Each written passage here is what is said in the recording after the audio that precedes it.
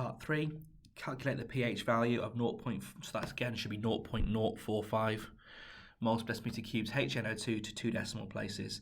The difference here now is we've got a weak acid, so we can't assume that the concentration of the HNO2 is the same as the concentration of hydrogen ions, because weak acids only partially dissociate. The concentration of the hydrogen ions then is unknown. We've got to figure that out. Now to do this, we'll need to use the pKa value that was given to us earlier in this question. Now the pKa was given as 3.35. Now to work out the pH of a weak acid, we need the Ka value. Now remember, pKa's are simply logarithmic expressions for Ka. So your conversions between pKa and Ka are the same conversions as there are between hydrogen ion concentration and pH. So all we need to do here, first of all, is work out our Ka, and that is 10 to the minus of 3.35, which is equal to 4.467 times 10 to the minus 4. So once I've got my Ka value, I can now use my expression. So remember, HNO2, weak acid, will partially dissociate into hydrogen ions and conjugate base ions, which are the NO2 minus ions. Okay, and the relationship, the Ka, is the degree of dissociation of this acid. So we are going to assume that we have a 1-to-1 ratio between the hydrogen ions and the nitrite ions, the NO2 minus ions. So these are equal in terms of concentration, and therefore we're going to assume that the HNO2 also, because it's a partial dissociation, that the concentration of this doesn't change.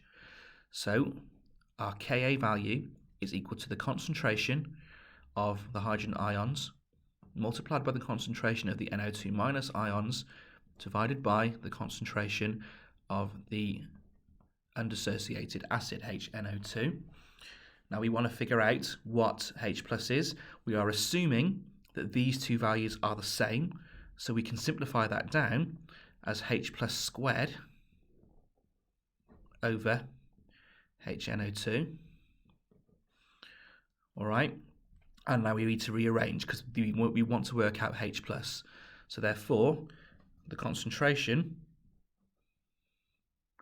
of hydrogen ions will be equal to the square root of the Ka value multiplied by the concentration of the HNO2.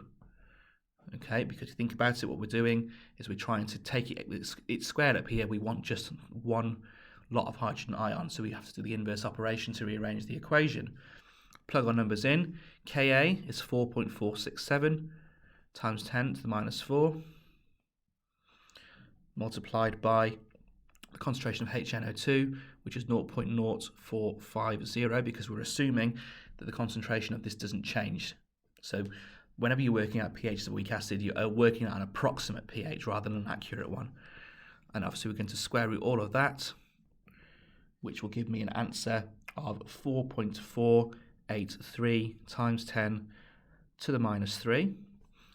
Okay, and then lastly, we're trying to figure out our pH, and then pH is equal to the minus log of the concentration of hydrogen ions, 4.483 times 10 to the minus 3, which will equal 2.35.